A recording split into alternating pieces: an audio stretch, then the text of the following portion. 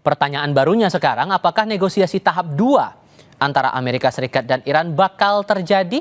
Dan jika terjadi, apakah kesepakatan bakal tercapai untuk kedua belah pihak dan bisa menghentikan perang, utamanya pembukaan Selat Hormuz?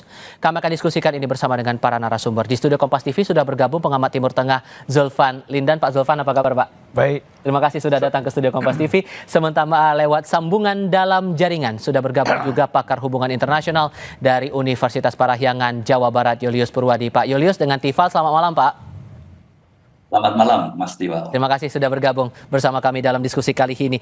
Kalau dihitung pakai persentase, Pak Zulfan, seberapa persen Anda yakin optimis bahwa perundingan tahap 2 bakal terjadi setelah sempat buntu nih di putaran pertama gara-gara dua hal? Seyakin apa Anda soal ini? Pertama saya ingin menjelaskan dulu kebohongan Trump lagi. Apa tuh? Dia mengatakan bahwa ada pihak Iran yang menghubungi dia untuk perundingan tahap kedua, kan gitu. Itu pasti bohong. Saya tidak yakin. Karena masalah luar negeri di Iran bukan ditentukan oleh presiden atau eksekutif. Tapi rahbar, yang dipanggil rahbar itu Ayatollah, yang sekarang dijabat oleh Mujtaba Khamenei. Dia yang berperan 100%. Menyangkut masalah-masalah luar negeri, termasuk masalah perang, IRGC dia juga. Makanya presiden tidak pernah muncul, karena menteri luar negeri memang di bawah Mujtaba. Nah, jadi kalau kita lihat kebijakannya, polisi-polisinya, jadi saya katakan bahwa tidak mungkin Iran yang minta untuk perundingan kedua, itu nggak mungkin. Ini kan bluffnya Amerika, Trump kan dari dulu begitu, ya kan? Nah. Karena apa? Iran tahu betul bahwa ini kebohongan-kebohongan akan terjadi. Tanggal 22 Februari lagi berunding, tahu-tahu menyerang Khamenei, meninggal, ya kan? Kemudian perundingan ini juga apa yang terjadi? Yaitu Israel bombardir Lebanon habis-habisan. Ini Iran nggak mau. Iran bukan hanya perdamaian dengan dia, tapi dengan Israel dan kawasan harus aman. Tapi kan perundingan sedang berjalan, kemudian Israel bombardir Lebanon di selatan, itu sampai 1 juta orang lebih mengungsi. Nah, Iran pasti minta, ada jaminan itu enggak? Bukan hanya kita aja nih, ada jaminan enggak? Kalau nggak ada jaminan nggak usah. Nah, sekarang kalau dulu Iran mengatakan, kalau ada penyerangan, tangan kami di pelatu, nah sekarang peluru itu lebih dekat lagi ditembakkan ke Israel. Sehingga kalau kembali ke pertanyaan saya, seberapa yakin bahwa ini perundingan jilid 2 ini bakal terjadi sementara Mujtaba Khamenei sampai saat ini belum mengeluarkan statement apapun? Belum apa-apa. Jadi berapa yakin? Itu hanya Amerika sendiri, hanya Trump yang mengatakan kan. Nah, jadi dan kemudian Trump sendiri bingung. Ini di mana kita tempatnya? Di Eropa, di Uni Eropa kah? Atau di negara mana? Dia bilang dia nggak yakin dengan Pakistan. Padahal Pakistan itu kan kita tahu betul boneka Amerika. Si Perdana Menteri sekarang ini naik kan karena menjatuhkan Imran Khan. Kemudian dia naik, dia memang boneka Amerika. Yang dukung dia jadi Perdana Menteri kan Amerika. Iran juga berpikir. Ya kan? Jadi Iran menghormati mau datang ke Pakistan itu faktor tetangga aja. Oke. Faktor tetangga, menghormati tetangga, iyalah. Tapi kan kita lihat besoknya kemana si Perdana Menteri Pakistan itu datang. Datang ke Saudi Arabia. Ketemu dengan MBS. Buat kesepakatan. Kalau MBS diserang atau Pakistan diserang, kita bersama-sama ikut menyerang. Siapa yang akan menyerang Saudi dan Pakistan? Udah pasti dianggap Iran kan. Bagaimana Iran mau bicara, mau percaya? Oke. Kalau keyakinan Anda, Pak Julius, juga sama seperti apa disampaikan Pak Zulfan ini, bahwa kemungkinannya bisa jadi kecil karena sampai sekarang Mujtaba Khamenei juga belum menyampaikan statement apapun, pemimpin tertinggi Iran sampai dengan detik ini, soal kemungkinan jilid kedua perundingan itu.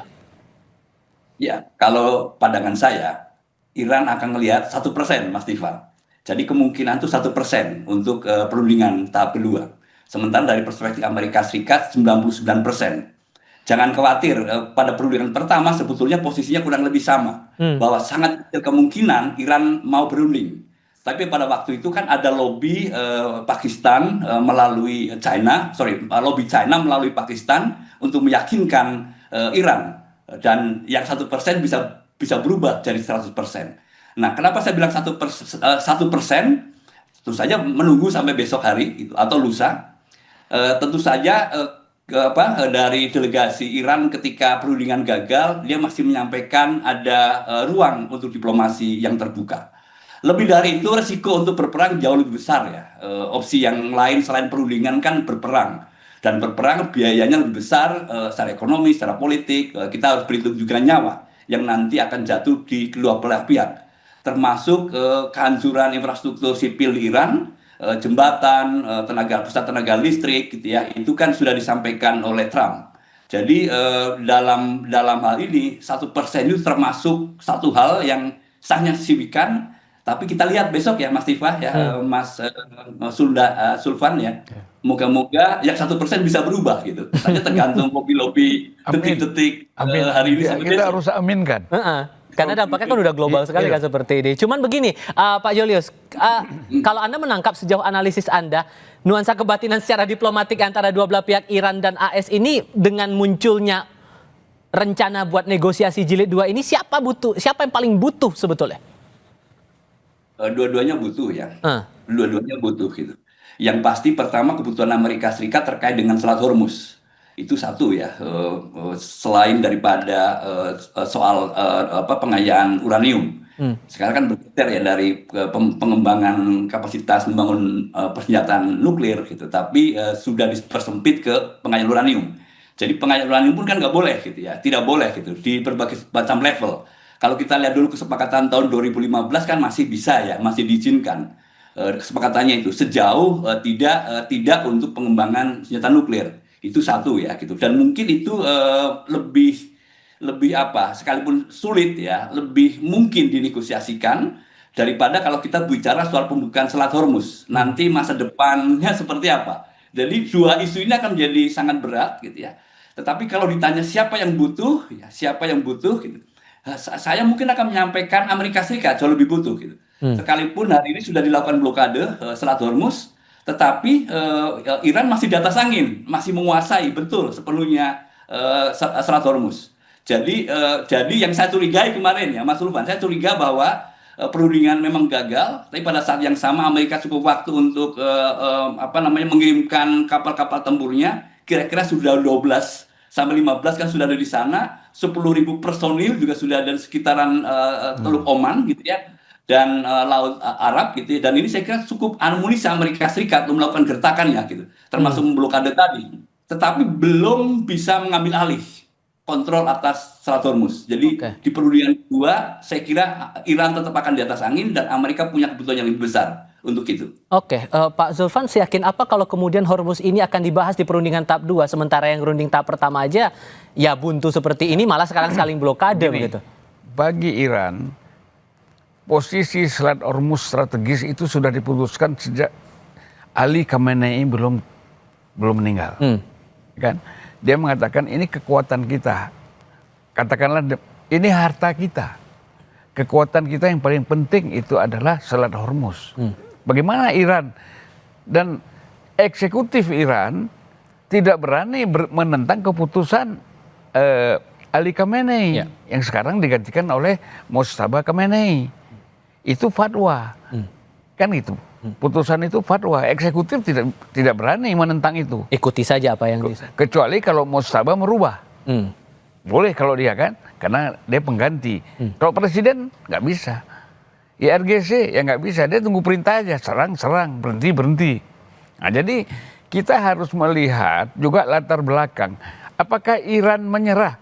Saya bilang sampai titik akhir Iran nggak bakal menyerah. Karena ada keyakinan mereka. Begini ya, saya ambil contoh, ilustrasi aja. Jangan ajarkan kami tentang kelaparan. Kami ini anak-anaknya Ramadan. Maksudnya sudah biasa berpuasa. Jangan ajarkan kami tentang kematian. Kami anak-anak Karbala. Yaitu ketika Husain terbunuh. Jadi jangan ajarkan kami untuk kematian. Kami siap untuk mati, untuk susah. Kamu hancurkan seluruh infrastruktur apapun, nggak ada masalah. Kita akan bertahan sampai di darah terakhir. Ini keyakinan ini nggak dipahami oleh Trump. Sehingga kemudian Pak Julius, Anda meyakini kalau intensitas yang masih cukup tinggi saat ini, kemungkinan perundingan jilid 2 ini, dua pihak dalam hal ini Iran dan AS akan melonggar, atau hanya salah satu di antara itu dan seberapa mungkin itu akan terjadi? Jawabnya nanti, kita jeda dulu. Tetap di Kompas TV.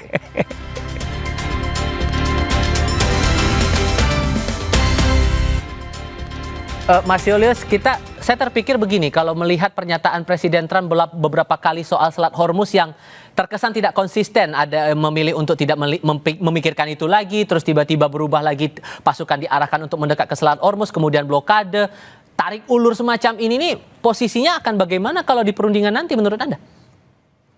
Ya, itu satu hal, kita melihat ada sisi frustasi ya dari Trump. Lalu sisi lain memang karakter dia ya berubah-ubah gitu dari waktu ke waktu. 1 jam mungkin berubah lagi ke depannya, itu kita harus paham. Tetapi sekalipun berubah-ubah gitu, setiap negara kan harus waspada ya terhadap ancaman. Ancaman bisa dieksekusi, ancaman bisa tidak dieksekusi karena berubah di waktu yang lain. Tapi belajar dari pengalaman yang sudah-sudah gitu. Setiap negara harus ancang-ancang bahwa ancaman itu akan dieksekusi gitu. Apakah ini kemudian berpengaruh terhadap perundingan kalau itu terjadi? Ya, pasti akan berpengaruh gitu. Tetapi sekali lagi ya, situasi sekarang Mas Diva kan semuanya sama-sama siap berperang ini. Amerika lebih percaya diri nih dengan dukungan dari 10.000 personel yang sudah ada di Teluk Oman, 100 pesawat tempurnya, ditambah 12 sampai 15 kapal perangnya gitu ya. Itu sudah diposisikan di sana gitu. Sementara dari Iran sendiri, Menteri Pertahanan kan sudah menyampaikan siaga penuh nih, siaga maksimal gitu untuk berperang. Gitu. Lalu kemudian ICRC juga menyampaikan akan ada strategi baru yang akan mewujudkan Amerika Serikat. Nah, lalu kemudian Amerika confident karena satelit ya, dia juga didukung oleh teknologi satelit. Dan ini atau hari kemarin kan ketahuan bahwa Iran kan membuka kembali gitu ya, launchernya yang ditimbun, disimpan di bawah tanah gitu, dan itu terbaca ya. Dan ini lagi mencerminkan bahwa dalam konteks gencatan senjata setelah perundingan semuanya sedang bersiap-siap untuk perang yang sangat besar, sangat dahsyat gitu. Nah, buat saya ini resikonya akan sangat besar sekali untuk baik Amerika Serikat maupun Iran. Saya nggak yakin perangnya akan berlangsung sangat cepat, dan ini resiko politiknya sangat besar. Selain resiko ekonomi untuk Presiden Trump, kehilangan popularitas, legitimasi gitu ya, seperti yang sudah dikritik oleh Demokrat. Nah, tidak punya pilihan, termasuk nanti kalau perundingan akan dilakukan, dan saya berharap perundingan itu jalannya, sekalipun tadi saya nyebut 1%, gitu, tetapi itu bisa menjadi titik balik yang sangat besar ketika pada akhirnya ada negara yang menjamin. Dan seperti perundingan pertama, saya sih berharap China ya kemudian mengetuk hati pemimpin besar tertinggi Iran untuk bersepakat memulai negosiasi. Moga-moga besok atau lusa atau akhir pekan inilah gitu. Dan harapannya tentu saja adalah Trump memerintahkan kali ini harus lebih komunikatif. Kalau kemarin kan kritiknya one-sided negotiation, tapi kali ini harus lebih lunak gitu ya.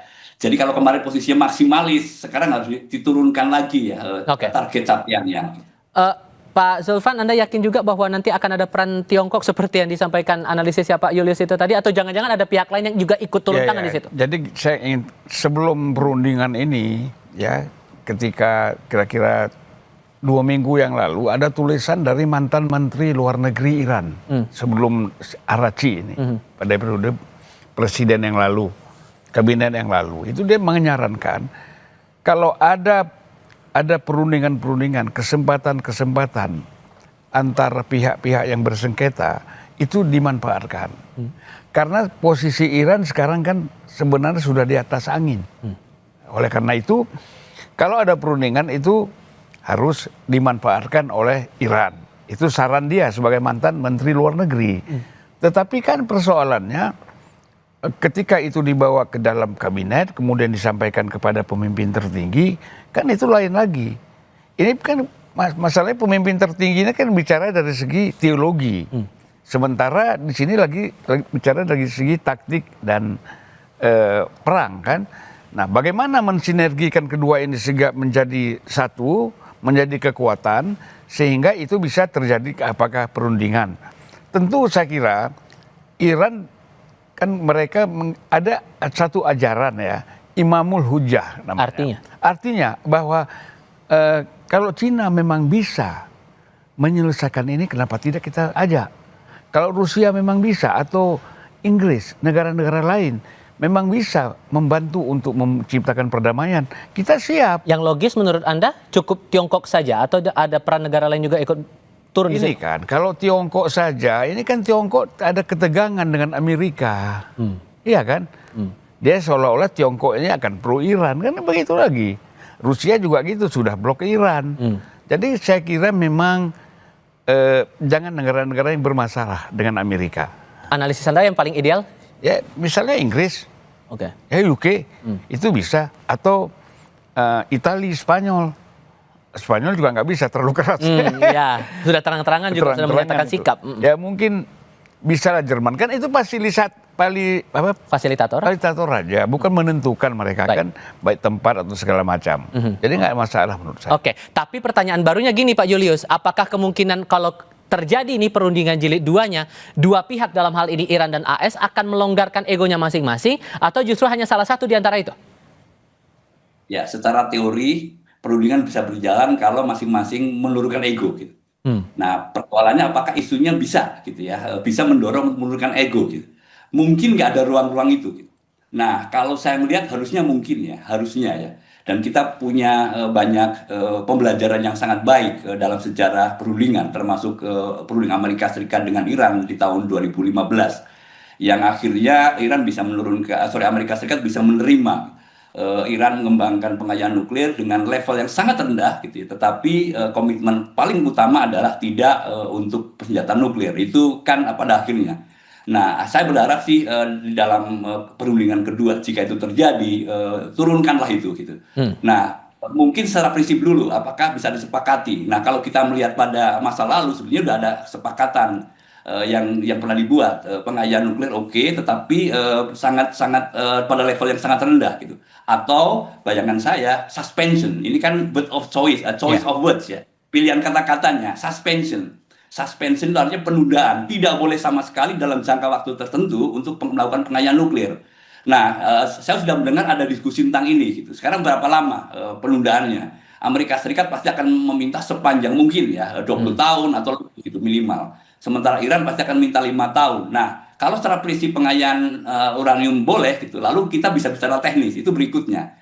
Nah, saya berharap nanti di tahap yang pertama perundingan itu misalnya ya secara prinsip dulu. Gitu. Tetapi dari Iran pasti akan minta sesuatu. Gimana kalau Iran sepakat untuk penundaan pengayaan nuklir, tidak sama sekali melakukannya, Iran dapat apa? Nah, ini pertanyaan Amerika bisa ngasih apa berikutnya gitu. Yang dimintakan misalnya pencabutan sanksi gitu. Lalu kemudian aset-aset Iran yang di luar negeri yang pernah dibekukan itu juga dibuka lagi. Nah, yang paling berat pasti Hormuz gitu. Kalau misalnya Amerika harus mengikhlaskan Hormuz itu juga tidak mungkin. Nah, itu artinya Hormuz akan jadi isu yang lain gitu ya. Untuk secara prinsip disepakati dulu, teknisnya itu kemudian. Baik. Pak Julius, terima kasih sudah bergabung lewat sambungan dalam jaringan. Pak Zulfan, terima kasih juga sudah mau datang ke studio Kompas TV. Sehat selalu semuanya. Selamat malam. Selamat malam Pak Elius.